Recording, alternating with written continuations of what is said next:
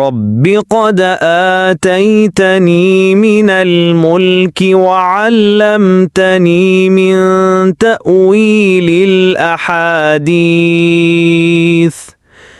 فاطر السماوات والأرض أنت ولي في الدنيا والآخرة توفني مسلما وألحقني بالصالحين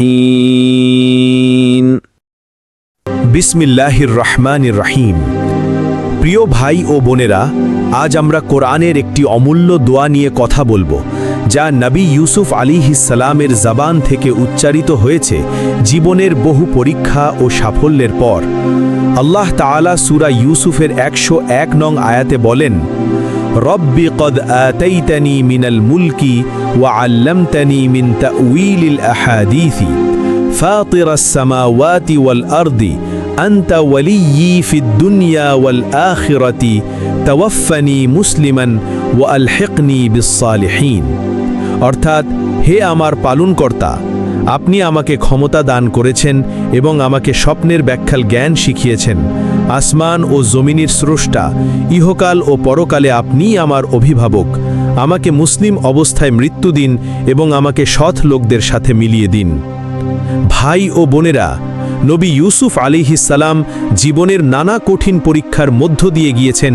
শৈশবে ভাইদের ষড়যন্ত্র, কূপে ফেলা, দাসত্ব, মিথ্যা অপবাদ, কারাবাস, কিন্তু শেষ পর্যন্ত আল্লাহ তাকে মিশরের শাসন ক্ষমতা দিয়েছেন। এত বড় সম্মান পাওয়ার পরও তার দৃষ্টি ছিল আল্লাহর দিকে।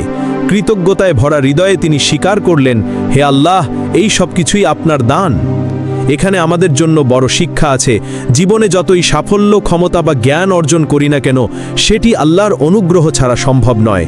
আর জীবনের শেষ কামনা একটাই হওয়া উচিত, আমরা যেন মুসলিম অবস্থায় মৃত্যুবরণ করতে পারি এবং সৎ লোকদের দলে সামিল হই।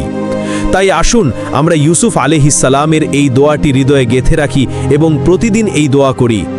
রব্বি কদ আতাইতানি মিনাল মুলকি ওয়া আল্লামতানি মিন তাউইলিল আহাদিসি ফাতিরাস সামাওয়াতি ওয়াল আরদি আনতা ওয়ালিয়্যি ফিদ দুনিয়া ওয়াল আখিরাতি তাওয়াফফানি মুসলিমান ওয়া আলহিকনি বিস-সালিহিন।